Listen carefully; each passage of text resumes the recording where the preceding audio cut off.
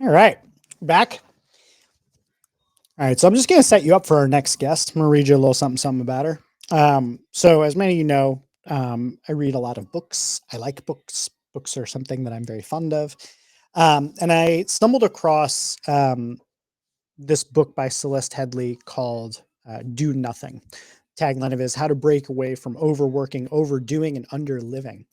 And I liked it so much after I read it the first time, I read it again. It's a really phenomenal book. So let me tell you a little bit about my guest that's coming up in the next 5 minutes. Celeste Headley is an award-winning journalist, professional speaker, and author of We Need to Talk, How to Have Conversations That Matter, and also the book Do Nothing, How to Break Away from Overdoing and Underliving. She's an expert in conversation, human nature, reclaiming common humanity, and finding well-being. She frequently provides insight on what is good for all humans and what is bad for us, focusing the best research in neuro and social science to create increased understanding of how we relate to one another and can work together in beneficial ways in our workplaces, neighborhoods, communities, and homes. She's a regular guest on NPR, American Public Media, and a highly sought consultant advising companies around the world on conversations about race, diversity, and inclusion.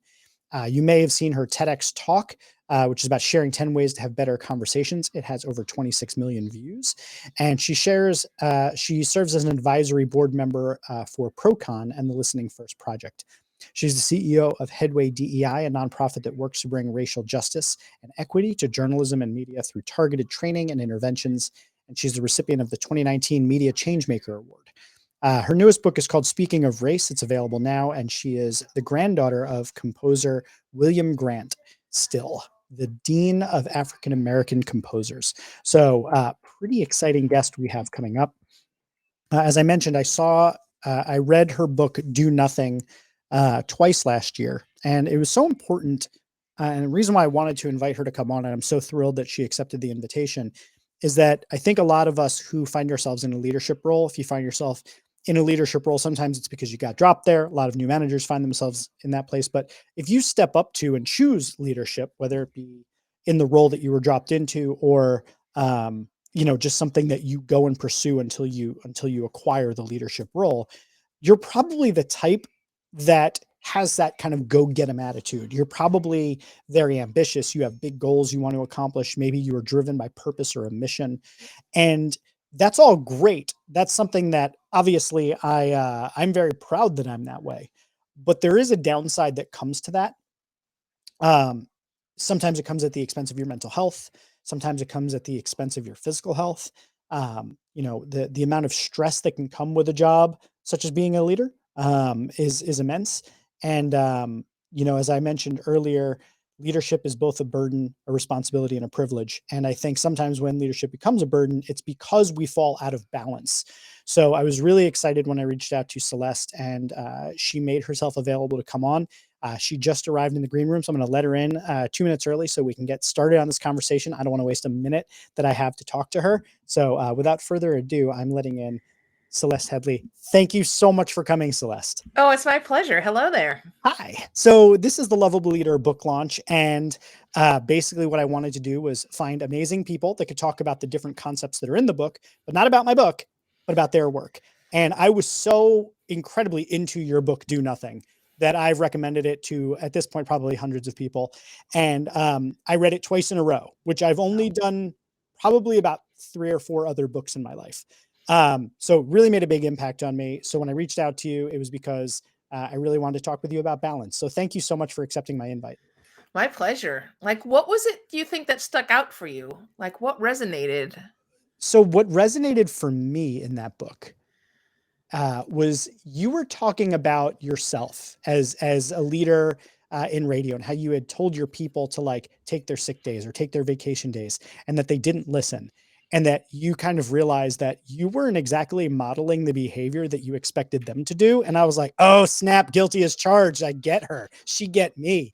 So I looked at it as anybody who's in that mindset of like just the grind, either by way of like internalized capitalism or just the drive to make a difference in the world, it's so easy to fall out of balance and it's so easy to overwork. And I think back to like 2014, 2013, I had just gotten divorced and I poured myself into my work and I was putting in like all of the hours. If I had the hours, they were at work. And I got up, I went to the bathroom, I got food, I sat back down. So you have a book called Do Nothing. And I was like, well, that's absurd. Who would do that nothingness? How do you sit in that? And, part of what resonated with me about it was you're talking about, just creating the space to kind of daydream and do nothing. And I realized it was, as I was reading it, I was realizing that over the prior several weeks, I was overwhelmed with guilt about sitting down to play video games, which is something that I profoundly enjoy and I find very relaxing. It's very like stimulating to my ADD, but calming. And every time I would sit down to do it, I would feel incredibly guilty that I was taking this time for myself and I had all these things on my to-do list. And your book just spoke so much to that thing that's in us that makes us do that. And so that's what resonated. And your book got through to me. So at the end of it, the thing that actually resonated was that not only did you say it, and not only did it make sense to me, but I got the message.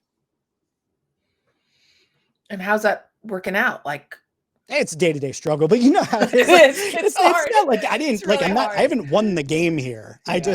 I just got what you were saying. So I try to, I'm a type that has to kind of systematize things. So I've built in time to be off. Like I take Fridays off to be with my daughter. That's a time where I really do not take calls. I protect that time. And I'm just really appreciative of that work. And I know you've done a lot of other work, the difficult conversations about race and DEI and all that. And that's a very important part to my book as well. I haven't read those of yours yet. I just discovered you. And I've got that, but they're on my list. They're definitely on my list. And we can get into it as well, because it's part of it. But I want to talk with you about balance. And what I mean by that is a couple different things. And I'll just kind of let you riff and talk a bit about, where you come in on this. Cause I know, your background wasn't always that, you had this platform. You had a lot of years of like really grinding it out and working hard and teams. And I want to let you share that as well. But when I think about balance and the role of leader, there's kind of two sides of it, which is how do you maintain the balance between the extremes of I take total control of everything, or I'm totally hands off, or I'm open to all of your feedback and I take every bit of your feedback, or I make all of the decisions. Like there's this balance between all of these different elements of, being a workaholic versus being non-existent. How do you see the job of a leader? How do you find that balance in being a leader? So that's kind of the first part of it. And the second is really what Do Nothing is about, which is related to self-care. How do leaders, because we tend to be so driven, so ambitious, so type A, so we get into that role for a reason. How do we remind ourselves the business case, the personal case for taking that time off and not overworking ourselves? So there's just all the sort of things I want to cover today. And I figured I'll just let you kind of take it from there for the start. Well, let me get started by saying the answer to both questions begins in self-awareness. So in terms of striking that balance between the feedback and the, being in control or not being in control, you hire people for a reason. And it's because hopefully they have skills and talents that you don't have, right? They're filling in gaps for you, which means you have to be very aware of what your strengths are and what your weaknesses are, and then allow other people to do their jobs. There's something that organizational psychologists have pointed out as a problem for quite a long time, which is the expertise trap, which is that we tend to think that the skills that got us a job are also the skills that we need in order to move forward and progress. And that is rarely the case. Also, it's that when you become an expert in one field, you tend to think that you're more than average intelligent in all fields. And I read that. And a few clicks on Google can make you an expert in a field. That you have to have enough self-awareness to realize that's not true, and let other people be experts in what they do. I did a short original for a little short, like 14,000 word thing. Oh, just short 14,000 word thing. Believe me, that's short. Yeah. For script. And they sent, like 3 versions of the cover to look at. And I was like, okay, well, I like the middle one, but I'm going to be honest with you, visuals are not my thing. So I'm going to defer to this person and this person who I know that's their area of expertise. So that's number one in terms of letting things out of your control. If it's something that I do better than most other people, I will take feedback, but I'm the expert, right? And in terms of finding a balance in your own life and projecting that to others, it always starts with yourself. And the quality that is so rare these days is interoception, which is that connection between your body and your mind, being aware of your own body and your own state of mind. Got it. A lot of people don't have that. They're working so hard. And not only that, but we have all these systems in place to sort of short circuit our own instincts about ourselves. We're like, we get up every single morning and we work out at this time for this amount of this, for this length of time at this intensity and blah, blah, blah, blah, we're going to do it no matter what. That's not quite how the body works.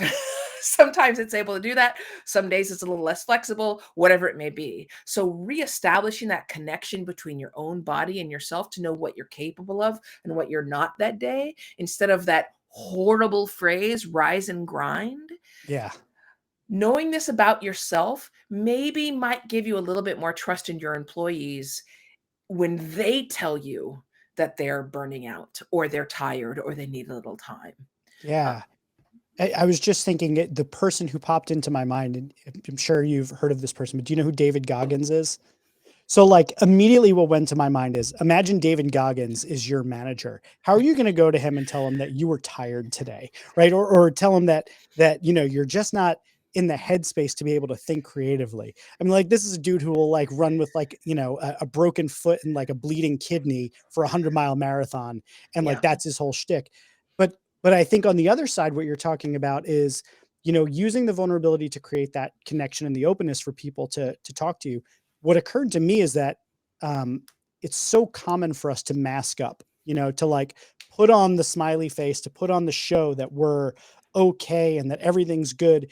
And it's like, you get up and do the workout in the morning, even though you don't feel like it. Sometimes we arrive at work and we pretend that we're the I have my shit together person when we really don't. And I don't know where that comes from. Do you think that that's a cultural thing, a personal thing, a combination of all of it? And what's it take for a new leader to like break out of that mold so that they can create better connection with people? And I mean, I think there's a lot of different sources for that, but a big one is this whole worship of sort of the self-made person, right? Right. Yes. Usually it's a self-made man. And there's all these sort of legends about how hard these individuals Yeah. worked. I will make no comment on the veracity of their claims of how hard they worked, but I will say it's unlikely that they did themselves any favors by working an 8-hour week. It's just unlikely. They probably would have worked better and been more creative had they not.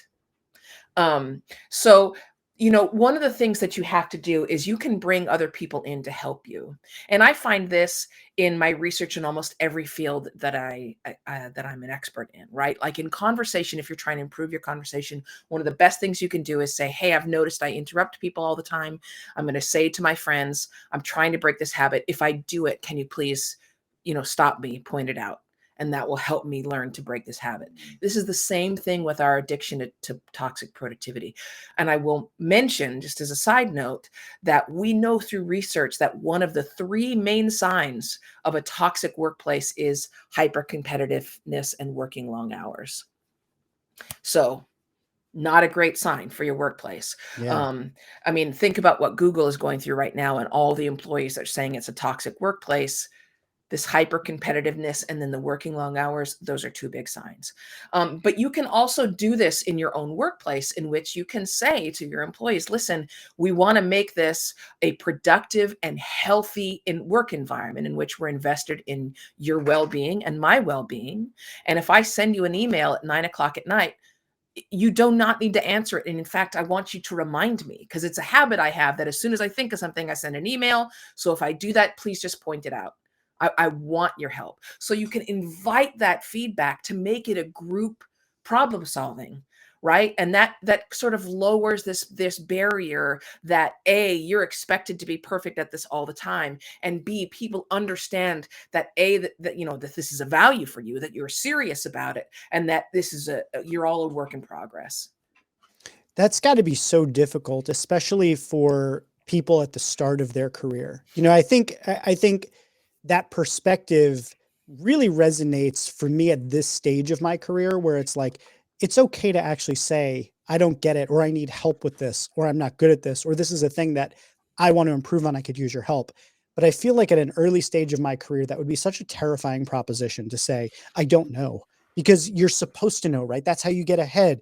And our culture has really, propagated this myth of the meritocracy, that like, you're going to do well if you do well, and you know things, and you're better than, and the hyper competitiveness and the grind and all of that. But and you said your research has shown these are the things that are actually totally counterproductive to what we are trying to do. And I found that, when you laid out so much in the book about the in Do Nothing, about the actual science behind taking the time off, and like what that actually does for us with breaks and things like that. There was so much that you put in there about that, and I found that really resonated. So we know that this is the case, right? You're laying out the case that this is true. The science backs it up, the research backs it up, that this is how we create better workplaces. And yet we still have a hyper competitive, put in the hours, myth of the single made man uh, thing that's going on. If you were to change anything about how we train new managers, if you were to change anything about how we encourage new leaders to think about their roles, how would you do it? How would you do it so that they better, because we can say it till we're blue in the face, but like, how would it be changing the rewards in the company? Would it be changing the way we communicate? Like, where do you think it's broken? A few things here. I mean, first of all, I would train new managers. That Starting rarely point. Yeah. happens. People get promoted into managerial positions, and someone will be an excellent salesperson, and so they become a sales manager with no training whatsoever in how to manage people, even though there has to be a recognition on some level that managing people is a completely for different job than selling, right? And yet we do not train new managers. So Yeah. let's start there. But yes, let's look at turnover. Let's look at retention. Let's look at how well your employees do, not just in terms of sheer numbers, which can be sustained for a certain period of time, but also what's the burnout level in your department.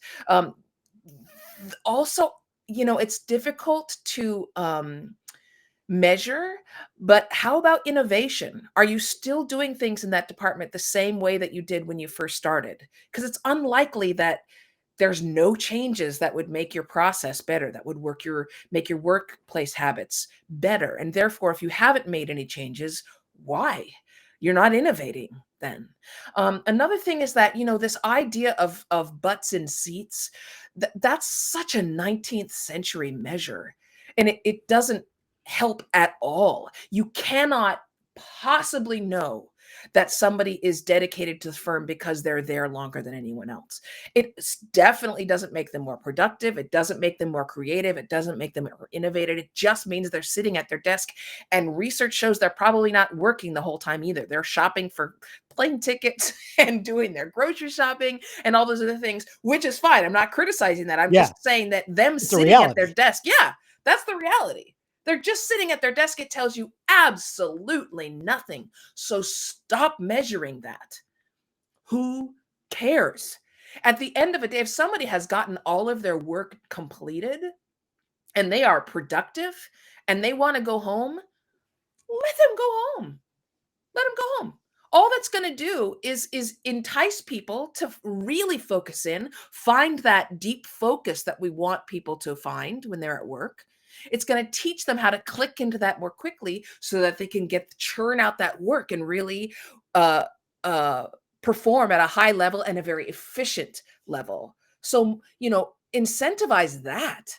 Incentivize creativity and focused work rather than just sitting there and making a memo that probably should only take you a half hour to write, end up taking you 4 hours because somehow you have to fill the hours of the day. Yeah. There's a law that's called, like, where the work Yeah, expands. it's in the work will expand to fit the time necessary in order to Yeah. complete it, right? Yeah, that's it is absolutely correct. If your boss gives you till Friday to write up a report, surprise, surprise, it'll take it till Friday.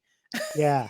Yeah. Um, I'm thinking about, the person who, we let's say we train new managers, we drop them into it, thinking so much of the pressure in that new leader role And I'm curious if you experienced anything like this in the early part of your career, even now, where there's pressure coming. I know you really work for yourself now, so probably not as much, but pressure coming from above that, like, let's say even you want to be able to create a culture on your team where, let's say, you take feedback from people or you open it up, or you don't worry so much about butts and seats and you just work on outcomes and deliverables, right? So maybe you want that, but the corporate culture is fighting back against you. Do you think that there's a way that people who are moving into the new generation of leaders are able to manage upwards to change the culture so that we're able to start focusing on what we actually know to be true, that it doesn't matter about how much time you spend, it matters on how engaged you are in your work and the output of your work rather than the time of your work, all of those sorts of things. Do you think that managers have the capability to do that, on a grand scale? Are you confident about that? Oh, yeah, absolutely. Do they have the skills? I don't know, but Yeah. they're absolutely attainable and trainable. If I have an issue, and this has been true throughout my career. I mean, when I first started managing people, I had no idea what I was doing, and I probably mucked it up on an hourly basis. Um, but I will say that going into your supervisor and making it a creative problem solving, in other words, I have this issue, and I wanted to get the benefit of your expertise and your advice. Can you help me with this? And then you go and you say, listen, I'm there's a lot of churn. There's turnover in my department. I find that people are sort of doing the minimum to get things done. And I really want to encourage deep focus. I want to encourage innovation. I want to get people working at their highest level. Can you work with me on how I might be able to achieve this, how we can achieve this together? Um, you can go in and say, listen, some of the metrics we're using for performance evaluations do not seem to be leading to higher performance. Can we talk this over? Can you help me solve this problem together? I want to make sure that my performance evaluations are actually reflecting what I need in my department. So I would engage them in this problem solving together. They say this thing of like, managers don't want you to bring problems unless you have a suggestion for a solution, right? Mhm. That's a huge cliche. And that's true. But at the same time, I also think they very much, and I very much appreciate it when my input means something. Yes. Right? When I actually have something valuable to say. I'm not saying I have the answer to everything. I'm just saying maybe my input can help. So come into that meeting, yes, having an idea of what kind of things you want to do, but then truly engage it with curiosity in what your supervisor thinks and how you might solve the problem of the way things have always been done versus how we might make them better going forward. I dig that. And that's important because we actually talked a little bit about this earlier today about when you lead upward, oftentimes you're going to be going in with a little bit more of a solutions mindset because there's a person who presumably is in more meetings, has less time, and doesn't want to work through yet another problem. So they want you to kind of come with a solution. But I appreciate the fact that you're what you're suggesting is everything I know about leaders. They also have a lot of opinions and they also have a lot of ideas and they have more experience. So maybe they do have something to contribute to it. So also creating the space when you're managing upward to invite that input, but still with I guess going in with the intention of trying to co-create a solution, just coming with a little bit more of the solution, maybe prepackaged. I would also say make sure that you keep it in an experimental environment. In Mhm. other words, so often in business, we come up with a solution. Sometimes it's based on nothing, right? There's no experience to back this up, and that's it. That's the end of the conversation. Here's our solution. Okay, let's implement it and done. Right. And we don't return to that issue again unless a problem arises. I would instead say, okay, let's come up with like our top three options and we'll let them run for 30 to 60 days and we'll see how that works. Come in with the idea that you're going to work through it and failure is data. That this you're going to learn more about what works best rather than trying to just arrive at your solution and move on. That experimental environment is going to be so much more productive and creative and innovative, all those things that you want. After all, you want to be able to measure progress. um, and it doesn't matter. Measuring progress doesn't matter if you've just have rubber stamped it and moved on. Yeah, and I appreciate that because it also is a real reminder to avoid the extremes in any of the cases that we've been talking about. It's like don't go in and just say, here's the solution, whatever. When you come up with a solution, don't just run with it as if it is the only solution.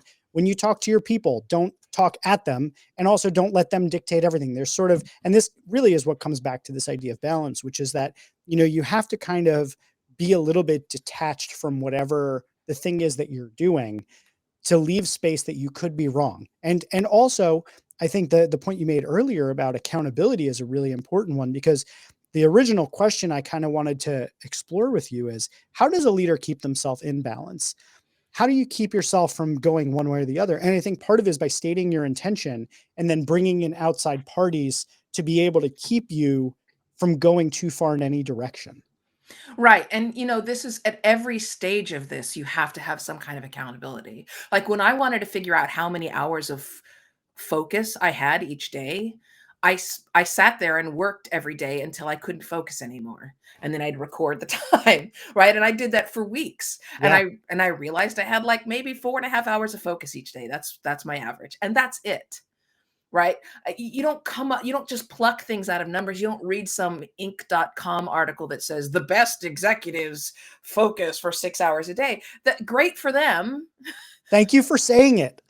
Because I have this whole Oh, thing it's about the so 5 dumb. a.m. club that Oh just, God. I'm a night owl, and I can't tell you how often I feel like, God, am I such a loser that I'm up late and they're all up so early getting the early bird, getting the worm. And like, there I am not able to get up without my second cup of coffee until about 10 a.m. I'm not really like there, but I can be up late at night, and that's when my focus is. So I appreciate that. It's like, find what works for you, Yeah. test it out, be willing That's to what's like, yeah, that's what interoception is. It's understanding your own body and your own mind and yourself to figure out how you work best. And unless you do that, I mean, no article that's telling you the 9 things successful people do, that's not gonna help. That's great for them, yeah, awesome, but how the heck is that gonna help me? I did this for a while where they tell you that, happy people make their bed in the morning, right? yeah, I tried that It's too. yeah. I mean, I did feel a little bit better, but it wasn't noticeably Yeah, different. there was no measurables there. Like I Yeah, couldn't. I mean, now I'll take the blankets and I'll flip them back so that yeah. it's not. But other than that, I'm not gonna make my bed every morning. Who has That time does for that? not work. It doesn't. It just Yeah, doesn't work for me. If you want to make your bed every morning, if that makes you feel great, then great. But me, it does nothing for me, so I'm not going to do it. And the same thing is with your employees. Maybe you have an employee who thinks best in the afternoons or in the evenings. You want to get rid of that employee, or you just want to let them work in a way that's conducive to their own creativity, their own imagination, their own deep focus, and take advantage of that? I think there's something I cited in the book that said that something nearly, I mean, over 90% of employees say they never engage in deep thought while they're on the job. yikes. Think about that. Yeah, and especially how many of them probably have strategist in their title. Right. Think about that. Yeah, I mean, it's crazy. yeah, And so as leaders, we have to think about, okay, so that's not working. So let's try and problem solve this. And again, failure is data. Like, let's try and solve this so that we have created an environment in which people can engage in deep thought. It'll cut down on errors. It'll increase the creativity it'll cut down on miscommunication problems. What you lose in terms of the time it takes to come up with a new solution, you will gain in terms of accuracy, innovation, and also better communication. I mean, the number one cause of project failure is miscommunication. The number one cause of miscommunication is overuse of email, right? So all we have to look at some of these problems and say, okay, so this isn't working. What's a better way? yeah. It's like that whole expression, if you can lean, you can clean. And then we wonder, when everybody's stuck in the mode of reaction and instantaneous response rather than careful consideration about things, we wonder why there's miscommunication, or why Yeah. people seem like they're being reactionary to things. Well, we don't give people the time to actually think, to take a deep breath, and to think about where it is that we want to go together. So I really appreciate that, because it's something that I think a lot about, mainly because I've noticed it in myself when I'm pushing and pushing and pushing too hard. And I feel like, well, I just really haven't had a lot of time to really think about this problem. I'm reacting, and I know I'm not giving you my best because I'm just in reaction mode. And I'm only telling you what I already currently know and is available in my short-term RAM. I'm not able to actually think through a new solution for you because I haven't given myself the time. Yeah, you know where this shows up a lot is in meetings. I did just before the pandemic shut us all down, I did a several sessions at the TED Women Conference on creating better meetings. And they were sold, they kept having to add new ones because they got completely booked up. You could probably be booked for the next year on that. Right. And one of the things I try to teach people is stop holding meetings because that's how things are done. Yeah. You don't need a meeting. Don't hold a meeting. Right. And it's like you're talking about this reaction. Like we keep these meetings on the books that just here's our Friday meeting or whatever. And it's like, look, stop wasting people's time with a meeting if it's not necessary. Think it through. Ask yourself, what is it that we need to accomplish in this meeting? If all that you need to accomplish is to relay information, you don't need a meeting. A memo. Right. I think it's Amazon that has a memo culture. It's either Amazon or Netflix, where instead of meetings, they say, before we schedule a meeting, you have to do like a memo. It's like up to a 6-page memo on whatever it is. And then they schedule the meeting, which I love. Yeah. I mean, I think that there's actually a number of tech companies that have done something similar where they send out the memo and you're expected to have read it before you come. So they don't have to sit there and waste everybody's time. At NPR, National Public Radio, a lot of times we'll hold our meetings standing up because people are much less likely to talk on and on and on and on if they're standing up and they want to sit down. Makes sense. So put some thought into it. And then one of the things that I say now after the pandemic is stop defaulting to Zoom. Like, let's learn from our mistakes. Yes. We have overused Zoom. It is intellectually and cognitively, neurologically exhausting. This is not a feeling that people are having. This is measurable and trackable. And so stop defaulting to Zoom. Yeah. And these are the kind of things that I just want people to put some thought into them and do things intentionally. And because that's the right way to do them, not because that's the way that they've been done.